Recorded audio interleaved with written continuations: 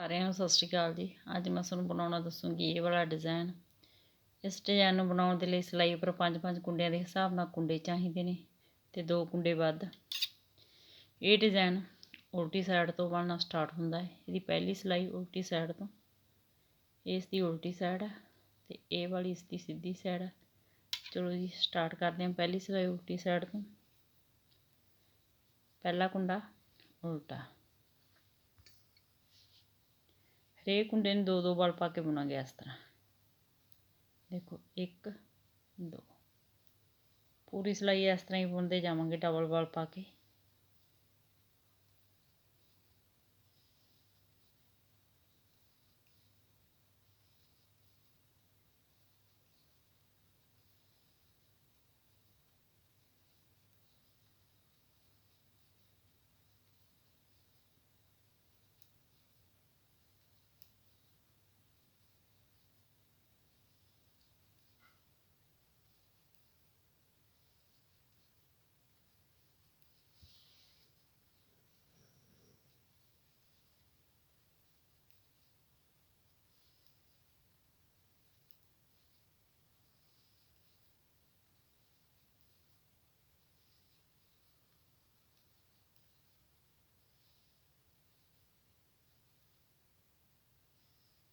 Last ਦਾ ਕੁੰਡਾ ਉਲਟਾ। ਦੂਸਰੀ ਸਿਲਾਈ ਸਿੱਧੀ ਸਾਈਡ, ਪਹਿਲਾ ਕੁੰਡਾ ਸਿੱਧਾ ਬੁਣਾਂਗੇ, 5 ਕੁੰਡਿਆਂ ਦੇ ਵਾਲ ਖੋਲਾਂਗੇ। 1 2 3 4 5। ਵਾਪਸ ਅਸੀਂ ਸਿਲਾਈ ਤੇ ਲਵਾਂਗੇ।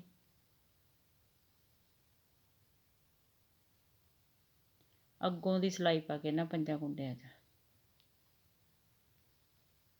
5 ਕੁੰਡੇ ਬਣਾਵਾਂਗੇ।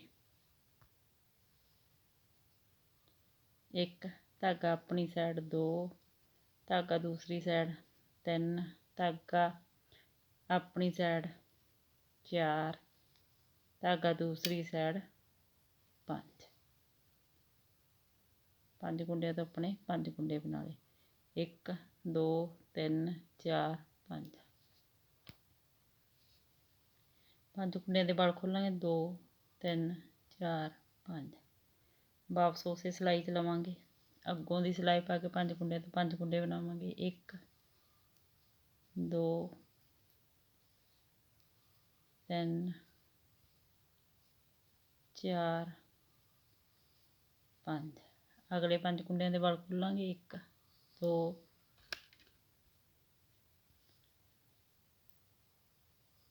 3 4 5। ਵਾਪਸ ਉਸੇ ਸਿਲਾਈ 'ਚ ਲਵਾਂਗੇ ਇਹਨਾਂ ਨੂੰ 5 ਕੁੰਡਿਆਂ ਨੂੰ ਤੇ ਅੱਗੋਂ ਦੀ ਸਿਲਾਈ ਪਾ ਕੇ 5 ਕੁੰਡਿਆਂ ਤੋਂ 5 ਕੁੰਡੇ ਬਣਾਵਾਂਗੇ। 1 2 3 4 5। 5 ਕੁੰਡਿਆਂ ਦੇ ਵਲ ਖੋਲਾਂਗੇ। 1 2 3 4 5। ਵਾਪਸ ਉਸੇ ਸਿਲਾਈ 'ਤੇ ਲਵਾਂਗੇ। 5 ਕੁੰਡਿਆਂ ਤੋਂ 5 ਕੁੰਡੇ ਬਣਾਵਾਂਗੇ। 1 2 3 4 5। 5 ਕੁੰਡਿਆਂ ਦੇ ਵਲ ਖੋਲਾਂਗੇ। 1 2 3 4 5। ਵਾਪਸ ਉਸੇ ਸਿਲਾਈ 'ਤੇ ਲਵਾਂਗੇ। 5 ਕੁੰਡਿਆਂ ਤੋਂ 5 ਕੁੰਡੇ ਬਣਾਵਾਂਗੇ। 1 2 3 4 5। ਅਗਲੇ 5 ਕੁੰਡਿਆਂ ਦੇ ਵਲ ਖੋਲਾਂਗੇ। 1 2 3 4 5। ਵਾਪਸ ਉਸੇ ਸਿਲਾਈ 'ਤੇ ਲਵਾਂਗੇ। 5 ਕੁੰਡੇ ਬਣਾਵਾਂਗੇ। 1 2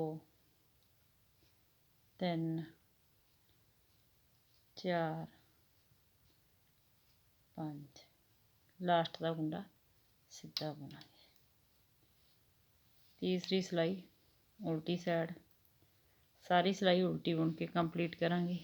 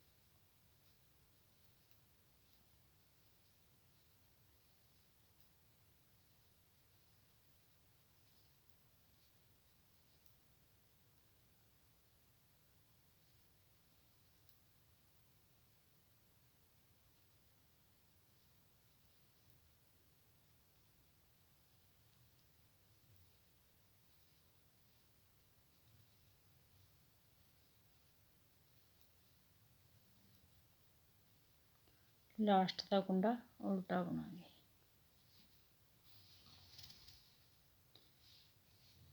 ਚੌਥੀ ਸਿਲਾਈ ਸਿੱਧੀ ਬੁਣ ਕੇ ਕੰਪਲੀਟ ਕਰਾਂਗੇ।